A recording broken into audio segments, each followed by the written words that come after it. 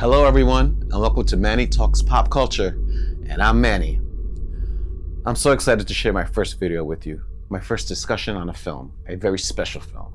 Well, there are movies we enjoy, and there are movies we admire, and then there are movies that change us forever. The Exorcist was that first film that made me experience movies in an entirely different way. It was an attack on the senses, physically, mentally, emotionally, and I loved it. I couldn't get enough of it. I didn't see it once, I saw it 13 times, not including the re-releases, the versions you've never seen before, the director's cut, and the countless home video rewatches. And more than 50 years later, I still stand by the belief that The Exorcist is still the scariest movie ever made. I wanted to start my channel with a classic film that had a tremendous impact on me growing up, and one that remains simply one of my all-time favorite movies, period. As you all know, the film is rated R, which means anyone under 17 had to be accompanied by an adult. Well, I was 13, so naturally I had to sneak into every movie theater I could to see it. I simply couldn't get enough of it. I wanted the feeling of seeing the movie in a packed house with first-time movie viewers. It was thrilling. I took friends, I took my family, myself, to sold-out shows just so I could share that experience and discuss the film. Today we hear the word blockbuster all the time, but The Exorcist is simply one of the biggest box office sensations in modern movie history. Adjusted for inflation, The Exorcist still ranks in the top 10 highest grossing films ever made. It truly was a worldwide phenomenon. I can still remember the whispers about that film, the conversations, the adults talking in hushed voices, the kids in school speaking in awe. Oh my God, can you believe they showed that? That scene was so scary. That movie was terrifying. And yes, they were right. There were shocking scenes, unlike anything audiences had ever seen before. But what made The Exorcist so frightening wasn't what it showed, it was what it made you feel. Today, many horror movies rely on rapid editing, CGI, jump scares. Many of them do it extremely well. I love all those elements in modern horror, but The Exorcist had a completely different approach. It slowly built the tension. It created an atmosphere of dread. It invested you in its characters. And when the terrifying moments arrived, they felt truly, disturbingly real. Even today, its practical effects remain astonishing, from Reagan's gradual transformation to the unbelievable levitation scene. Everything was filmed with such realism that it felt like you were watching a documentary. So here's a quick recap of the story. Regan McNeil, played by Oscar-nominated Linda Blair, in her breakthrough performance is a sweet, innocent, intelligent 12-year-old girl and the daughter of a successful actress, Chris McNeil, brilliantly portrayed by the one and only Ellen Burstyn. Little by little, Regan begins to display strange behavior.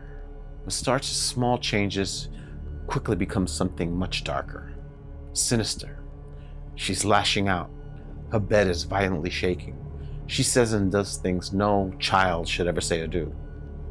And there's one of the film's earliest warning signs. Chris discovers that Regan has been playing with a Ouija board, all by herself. It takes two to operate a Ouija board. As Regan's condition worsens, Chris desperately searches for answers. Doctors, psychiatrists, neurologists, every possible scientific explanation is exhausted.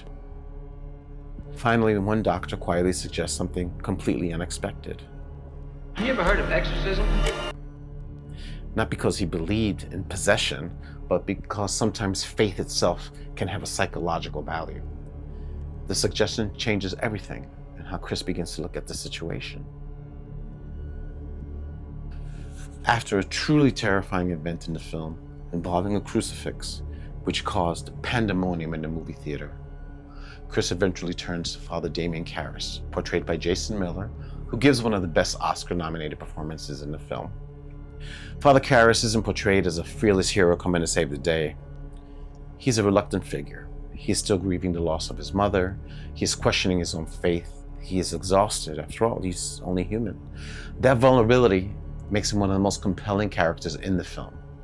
When Father Karras finally meets Regan for the first time, he realizes he's dealing with something way beyond medical science. The transformation is complete, still astonishing to witness on the screen. The makeup, the gaping wounds, the haunting green eyes, the practical effects that still hold up remarkably well over 50 years later.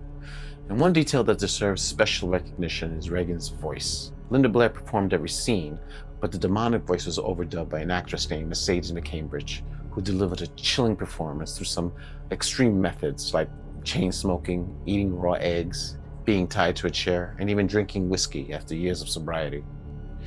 That created one of the greatest achievements of modern sound design in film history. It was an excellent day for an exorcism. Once Father Karras is convinced that Regan is truly possessed, the church authorizes an exorcism, but insists he is joined by someone with experience. And that brings us to Father Merrin, the exorcist, portrayed by the legendary actor Mac von Sydow. The image of Father Merrin arriving beneath the foggy, glowing street lamp is still one of the most iconic shots in all of cinema. Then comes the moment the audiences have been waiting for. The confrontation, the meeting, the battle. They both pause and enter the room to face the demon.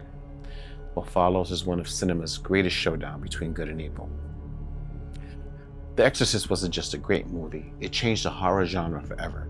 You can see its influence in modern films like The Conjuring, Hereditary, Evil Dead, and countless others, and they are all terrific films in their own right. But for me, The Exorcist remains the gold standard against which every other horror movie is measured. I also remember what was happening outside of the theaters. I wish you could have experienced what it felt like. The excitement and fear mixed together, lines wrapped around city blocks, people standing in the freezing cold of winter hours hoping to get into the next possibly sold-out show. Yet audiences couldn't stay away. I sure couldn't. I'll admit something else. I loved this movie so much that I actually snuck a tape recorder into the movie theater to record some of my favorite scenes. Yes, I am that much of a pop culture geek. Oh, well, the public reactions became national news, people fainting, some becoming physically ill. Others ran out of the theaters just simply because they couldn't finish it. There is one scene, a medical procedure performed on Regan that, to this day, is almost harder to watch than some of the supernatural scenes. The film was banned in numerous cities and countries, with some of those bans lasting decades. So, why do I believe The Exorcist is still the scariest movie ever made? Because it isn't built on constant jump scares, it isn't built on excessive gore, it's built on storytelling, characters, atmosphere, performances, direction, practical effects, sound design, and above all, it makes you believe that this is a real experience. If you haven't watched it in years, turn off the lights and give it another viewing. And if you've never seen it before, try to watch it through the eyes of someone back in 1973, before all the CGI, before the social media, before audiences had seen dozens of possession films. I think you'll understand why it became one of the defining cinematic events of the generation. For me, The Exorcist wasn't simply a horror movie. It was a once-in-a-lifetime experience. It was an event. It was one of those rare moments when an entire culture seemed to stop and watch the same movie together. And more than 50 years later, it still has that power. And that's why I still believe it's the scariest movie ever made. Now, I'd love to hear from you. Do you think The Exorcist is the scariest movie ever made? Or is it even scary at all? Or has another film taken that title for you? Let me know in the comments. I'd love to continue this conversation. So, if you like what you heard, subscribe, leave a like, send a comment. Until next time, this is Manny Talks Pop Culture, where movies, music, and memories live. Thanks for watching, and I'll see you real soon.